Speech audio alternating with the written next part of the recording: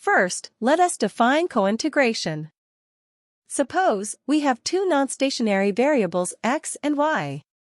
And y is integrated of order d, meaning that it has to be differenced d times to make it stationary. Similarly, x is integrated of order k. The variables x and y are cointegrated if d is equal to k and their linear combination has a lower order of integration. This means that x and y will have the same order of integration, and their linear regression will have an error term with a lower order of integration than x and y. For example, let us assume that y and x are integrated of order 1. This means that they are non-stationary time series variables. However, the linear regression of x and y gives us an error term that is stationary. Such variables are said to be cointegrated. If x and y are integrated of order 2 and their linear regression gives us an error term that has a lower order of integration than 2, such as 1, then again we can say that x and y are cointegrated. Having formally defined cointegration, let us discuss what it means and why cointegration is a desired property in time series variables. Cointegration is a situation where the variables have a long-run or equilibrium relationship with each other. Such variables move together over time and can be said to have a similar wavelength or share a common trend. These equilibrium and long-run relationships hold special significance in economic theory.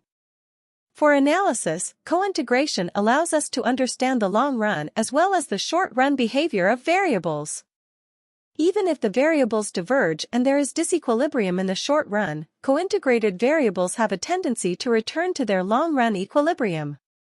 These properties are useful in understanding real-world economies, policy analysis, and recommendations.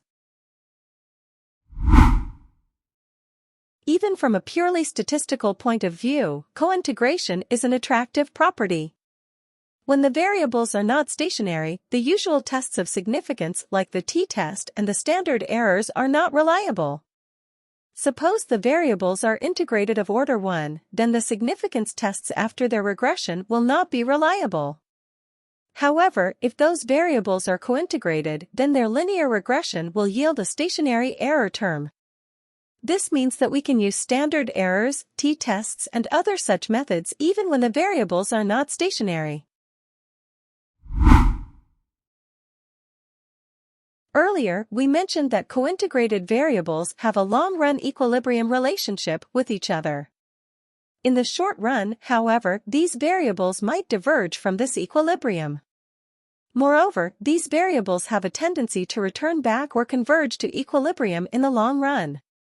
This gives rise to short-run disequilibrium and a process of adjustment and convergence back to equilibrium.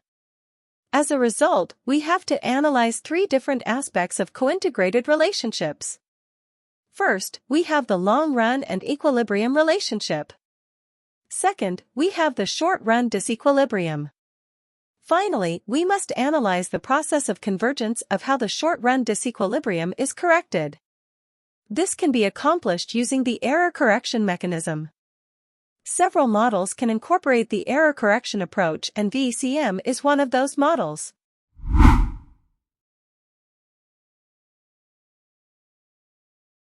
We can apply the VECM model under some specific situations.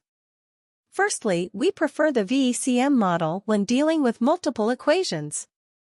The VECM is an adaptation of the VAR model and can handle multiple equations with several endogenous variables.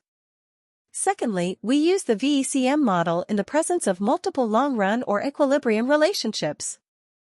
In situations where we are dealing with several variables, we might encounter more than one long-run relationship among variables.